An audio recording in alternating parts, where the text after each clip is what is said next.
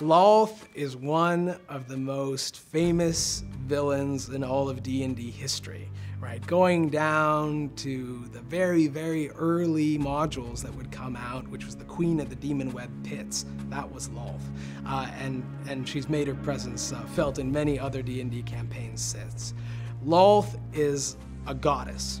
She's not a demigod, she's not a powerful demon only, she's a full-on goddess. That means something in the D&D world, meaning she's a very, very powerful character and a very famous character. Lolth has her drow followers working on this very large plot that she has to basically take over Toril, the planet that they're actually on.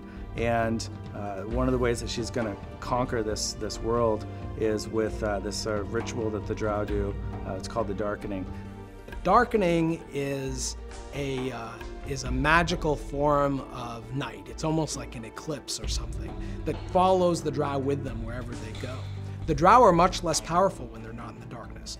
They've become acclimated to living in the Underdark. They're used to living in total darkness, and it gives them an advantage over their enemies. And when they attack the overworld of Faerun, they bring the darkness with them. And this is something the players will encounter. In designing the Demonweb, we heavily relied on the writings of Wizards of the Coast.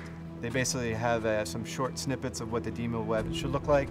And so we took those writings and we tried to realize them with a concept artist. We heavily collaborated with Wizards of the Coast to make sure we were hitting the right vision, and it was in line with what they thought as well.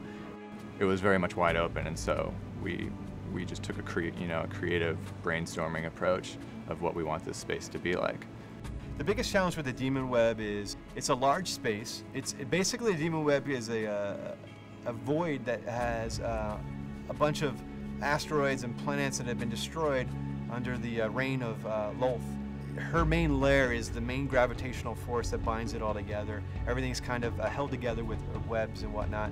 And how do you represent such a large space and walk around it and show the chaos that is Lolth all at the same time?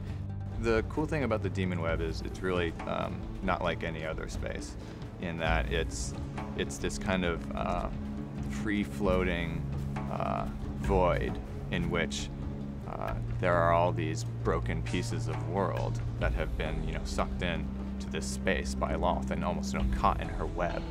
And the players, are traveling through this space where it's like there's no up, right? So what's really important for Jeff and I is to give the players that sense of vertigo, of disorientation, obviously without making anybody sick, but we want to capture that to help make this space feel very unique.